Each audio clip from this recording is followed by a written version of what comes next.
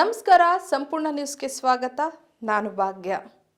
ಸಂಸತ್ನಲ್ಲಿ ಮಹಿಳಾ ಮೀಸಲಾತಿ ಮಸೂದೆ ಮಂಡನೆಯನ್ನು ಕಾಂಗ್ರೆಸ್ ಪಕ್ಷ ವಿರೋಧ ಮಾಡಿದ್ದಕ್ಕೆ ಹುಬ್ಬಳ್ಳಿಯಲ್ಲಿ ರಾಜ್ಯ ಕಾಂಗ್ರೆಸ್ ಸರ್ಕಾರ ಹಾಗೂ ಸಂಸತ್ನ ಪ್ರತಿಪಕ್ಷದ ನಾಯಕರ ವಿರುದ್ಧ ಬಿಜೆಪಿ ಪಾಳೆಯ ಬೃಹತ್ ನಾರಿ ಶಕ್ತಿ ಪ್ರದರ್ಶನ ಏರ್ಪಡಿಸಲಾಗಿತ್ತು.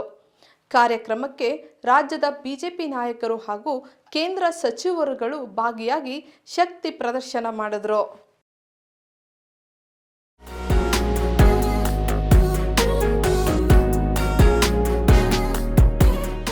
ಎಲ್ಲಿ ನೋಡಿದರಲ್ಲಿ ಕೇಸರಿ ಬಾವುಟ, ನೆಹರು ಮೈದಾನದ ತುಂಬೆಲ್ಲ ನಾರಿ ಶಕ್ತಿ ಅನಾವರಣ. ಇಡೀ ರಾಜ್ಯದ ಬಿಜೆಪಿ ಮಹಿಳಾ ನಾಯಕರುಗಳು ಒಂದೆಡೆ ಸೇರಿದ ಬೃಹತ್ ವೇದಿಕೆ. ಇವೆಲ್ಲ ದೃಶ್ಯಗಳು ಕಂಡು ಬಂದಿದ್ದು ವಾಣಿಜ್ಯ ನಗರಿ ಹುಬ್ಬಳ್ಳಿಯಲ್ಲಿ. ಮಹಿಳಾ ಮೀಸಲಾತಿಯನ್ನು ವಿರೋಧ ಮಾಡಿರುವ ಕಾಂಗ್ರೆಸ್ ವಿರುದ್ಧ ಬಿಜೆಪಿ ಬೃಹತ್ ಪ್ರತಿಭಟನೆ ಹಮ್ಮಿಕೊಂಡು ಹುಬ್ಬಳ್ಳಿ ನೆಹರು ಮೈದಾನದಲ್ಲಿ ಬೃಹತ್ ಬಹಿರಂಗ ಸಮಾವೇಶ ನಡೆಸಿತ್ತು. ನಗಾರಿ ಬಾರಿಸುವ ಮೂಲಕ ಕಾರ್ಯಕ್ರಮಕ್ಕೆ ಚಾಲನೆ ನೀಡಲಾಯಿತು. ಇದಕ್ಕೂ ಮೊದಲು ನಾರಿ ಶಕ್ತಿಯ ಮೆರವಣಿಗೆ ಅಂಬೇಡ್ಕರ್ ಸರ್ಕಲ್ನಲ್ಲಿ ಅಂಬೇಡ್ಕರ್ ಪುತ್ಥಳಿಗೆ ಮಾಲಾರ್ಪಣೆ ಮಾಡಿದ ಬಳಿಕ ಪಾದಯಾತ್ರೆ ಆರಂಭವಾಗಿ ನೆಹರು ಮೈದಾನದವರೆಗೂ ಸಾಗಿತ್ತು. ಈ ಸಂದರ್ಭದಲ್ಲಿ ಮಾತನಾಡಿದ ಕೇಂದ್ರ ಸಚಿವ ಪ್ರಹ್ಲಾದ್ ಜೋಶಿ, ಮುಂದಿನ ಅಧಿವೇಶನದಲ್ಲಿ ಪ್ರಧಾನಿ ನರೇಂದ್ರ ಮೋದಿ ಮತ್ತೊಮ್ಮೆ ಮಹಿಳಾ ಮೀಸಲಾತಿ ಮಸೂದೆ ಮಂಡಿಸುವ ಕುರಿತು ನಿರ್ಧಾರ ತೆಗೆದುಕೊಳ್ಳಲಿದ್ದಾರೆ. ಅಲ್ಲಿಯವರೆಗೂ ಕಾಂಗ್ರೆಸ್ ಹಾಗೂ ಅದರ ಮಿತ್ರ ಪಕ್ಷಗಳ ವಿರುದ್ಧ ನಮ್ಮ ಹೋರಾಟ ಮುಂದುವರೆಯಲಿದೆ ಎಂದರು. ಮೀಸಲಾತಿಯ ಬಗ್ಗೆ ದೇಶದಲ್ಲಿ ಚರ್ಚೆ ಶುರುವಾಯಿತು. 85ರ ನಂತರ ಜೋರಾಯಿತು. ಆದರೆ ಕಾಂಗ್ರೆಸ್ ಪಾರ್ಟಿ ಭಾಷಣವನ್ನ ಮಾಡ್ತೇವೆ ಹೊರತಾಗಿ ರಿಸರ್ವೇಶನ್ ತರುವಂತ ಪ್ರಾಮಾಣಿಕ ಪ್ರಯತ್ನವನ್ನ ಮಾಡಲಿಲ್ಲ. ನಾನು ಕಾಂಗ್ರೆಸ್ ಪಾರ್ಟಿಯವರು ಇವತ್ತು ಪ್ರಶ್ನೆ ಮಾಡ್ತಾ ಇದ್ದಾರಲ್ಲ, ನಾವು ಸಪೋರ್ಟ್ ಮಾಡಿದೀವಿ, ನೀವು ಹಂಗ ಮಾಡ್ರಿ, ನೀವ್ ಹೆಂಗ್ ಮಾಡ್ರಿ ಅಂತ. 1996 ದೇವೇಗೌಡರು ಈ ದೇಶದ ಪ್ರಧಾನಮಂತ್ರಿ ಆಗಿದ್ದು. 96ರಲ್ಲಿ ಪ್ರಧಾನಮಂತ್ರಿ ಆಗಿದ್ದಂತ ದೇವೇಗೌಡರಿಗೆ ಕಾಂಗ್ರೆಸ್ ಪಾರ್ಟಿಯ ಪ್ರಮುಖ ಬೆಂಬಲ ಇತ್ತು. ಅವತ್ತು ಕಾಂಗ್ರೆಸ್ ಪಾರ್ಟಿಯ ಬೆಂಬಲದಿಂದ ಅವತ್ತು ದೇವೇಗೌಡರು ಪ್ರಧಾನಮಂತ್ರಿ ಆಗಿದ್ರು. 1996ರಲ್ಲಿ 81ನೇ ಕಾನ್ಸ್ಟಿಟ್ಯೂಷನ್ ಅಮೆಂಡ್ಮೆಂಟ್ ಸಂವಿಧಾನ ತಿದ್ದುಪಡಿಯನ್ನು ತಂದರು. ನಾನು ಇವತ್ತು ಗಂಟಾ ಘೋಷವಾಗಿ ನಿಮಗೆ ಹೇಳ್ತಾ ಇದ್ದೇನೆ, ದೇವೇಗೌಡರು ತಂದಾಗೂ ನಾವು ಹೇಳಿದ್ವಿ ಭಾರತೀಯ ಜನತಾ ಪಾರ್ಟಿಯ ಬಿಲ್ ಅನ್ನ ಬೆಂಬಲಿಸ್ತದೆ ಅನ್ನುವಂತಹ ಮಾತನ್ನ ಹೇಳಿದ್ವಿ. ಕಾಂಗ್ರೆಸ್ ಪಾರ್ಟಿ ವಿರೋಧ ಮಾಡಿತು. ಅರ್ಥಾತ್ ಯಾರು ಅವತ್ತು ವಿರೋಧ ಮಾಡಿದ್ದು? ಕಾಂಗ್ರೆಸ್ ಪಾರ್ಟಿ. 1992ರಲ್ಲಿ ಅಟಲ್ ಬಿಹಾರಿ ವಾಜಪೇಯಿ ಕಾಲದಲ್ಲಿ ಮೊದಲನೇ ಸರ್ಕಾರದಲ್ಲಿ 84ನೇ ಅಮೆಂಡ್ಮೆಂಟ್ ಅನ್ನು ಇಂಟ್ರೊಡ್ಯೂಸ್ ಮಾಡಲಾಯಿತು. ಬಿವೈ ವಿಜಯೇಂದ್ರ ಮಾತನಾಡಿ, ಏಪ್ರಿಲ್ 17 ದೇಶಕ್ಕೆ ಕರಾಳ ದಿನವಾಗಿದೆ. ಮಹಿಳಾ ಮೀಸಲಾತಿ ಮಸೂದೆಗೆ ಕಾಂಗ್ರೆಸ್ ಷಡ್ಯಂತ್ರ ನಡೆಸುವ ಮೂಲಕ ತನ್ನ ನಿಜ ಬಣ್ಣ ಬಯಲಾಗಿಸಿಕೊಂಡಿದೆ. ಕಾಂಗ್ರೆಸ್ ಹಾಗೂ ಇಂಡಿ ಒಕ್ಕೂಟ ಮಹಿಳಾ ಮೀಸಲಾತಿ ವಿರೋಧ ಮಾಡಿವೆ.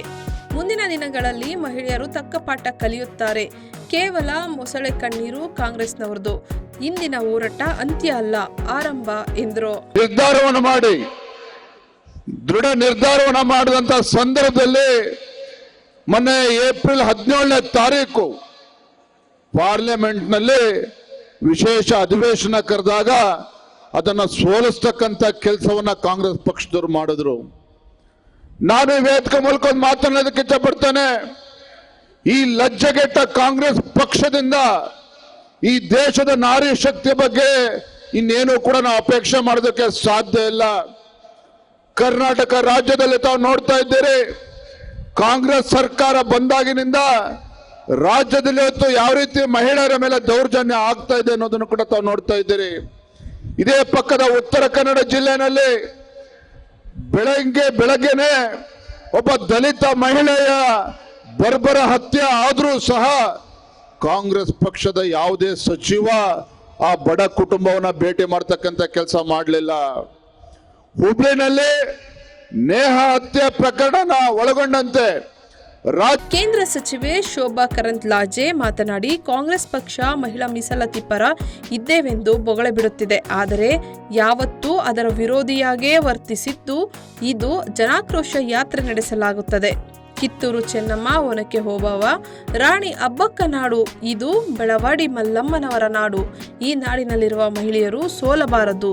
ನಮ್ಮ ಶಕ್ತಿ ಏನು ಎನ್ನುವುದನ್ನು ತೋರಿಸಬೇಕಿದೆ. ಬರುವ ದಿನಗಳಲ್ಲಿ ಇದಕ್ಕೆಲ್ಲ ಸೂಕ್ತ ಉತ್ತರ ಕೊಡಬೇಕಿದೆ ಎಂದರು. ಸೋಲುವಂತ ಪ್ರಶ್ನೆ ಇಲ್ಲ.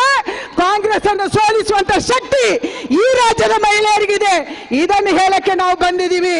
ಅದಕ್ಕಾಗಿ ನಾನು ಮತ್ತೊಂದು ಸಾರಿ ನಿಮಗೆ ವಿನಂತಿ ಮಾಡ್ತೀನಿ, ಮಹಿಳಾ ಹೋರಾಟದಲ್ಲಿ ನಾವೆಲ್ಲರೂ ಕೂಡ ಮುಂದಿನ ದಿನಗಳಲ್ಲಿ ಭಾಗಿಯಾಗೋಣ.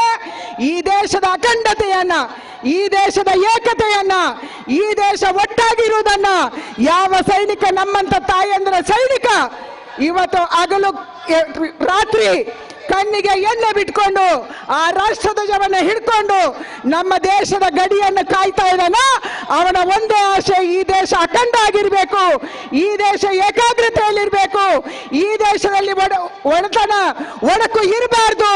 ಅದಕ್ಕಾಗಿ ನಾನು ಪ್ರಾಣ ತ್ಯಾಗಕ್ಕೂ ಮಾಡಕ್ಕೂ ಸಿದ್ಧ ಅನ್ನೋದನ್ನ ಆ ಸೈನಿಕ ಆ ಗಡಿಯಲ್ಲಿ ನಿಂತು -°C ಅಲ್ಲಿ ನಮ್ಮ ದೇಶದ ಸಲುವಾಗಿ ನಮ್ಮ ಮಗ ಕಾಯ್ತಾ ಇದ್ದಾನೆ.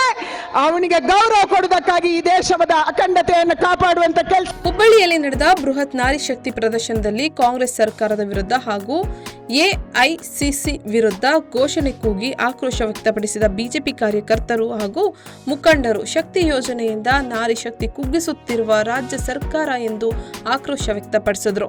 ಹುಬ್ಬಳ್ಳಿಯಲ್ಲಿ ನಡೆದ ಬೃಹತ್ ನಾರಿ ಶಕ್ತಿ ಪ್ರದರ್ಶನ ಕಾರ್ಯಕ್ರಮದಲ್ಲಿ ಕೇಂದ್ರ ಸಚಿವ ಪ್ರಹ್ಲಾದ್ ಜೋಶಿ, ಶೋಭಾ ಕರಂದ್ಲಾಜೆ, ಬಿಜೆಪಿ ರಾಜ್ಯಾಧ್ಯಕ್ಷ ಬಿವೈ ವಿಜಯೇಂದ್ರ, ಮಾಜಿ ಸಿಎಂ ಬಸವರಾಜ ಬೊಮ್ಮಾಯಿ, ಶಾಸಕ ಅರವಿಂದ್ ಬೆಲ್ಲದ್, ಮಹಿಳಾ ಮೋರ್ಚಾ ರಾಜ್ಯಾಧ್ಯಕ್ಷೆ ಮಂಜುಳಾ, ಶಾಸಕ ಮಹೇಶ್ ತೆಂಗಿನಕಾಯಿ, ಮಾಜಿ ಸಚಿವರಾದ ಸಿಸಿ ಪಾಟೀಲ್, ಶಂಕರ್ ಪಾಟೀಲ್, ಮುನೇನಕೊಪ್ಪ, ಶಾಸಕ ಎಂಆರ್ ಪಾಟೀಲ್, ಹುಬ್ಬಳ್ಳಿ ಧಾರವಾಡ ಮೇಯರ್ ಜ್ಯೋತಿ ಪಾಟೀಲ ಸೇರಿದಂತೆ ಹಲವರು ನೇತೃತ್ವ ವಹಿಸಿ ಕಾರ್ಯಕ್ರಮ ಯಶಸ್ವಿಗೊಳಿಸಿದರು.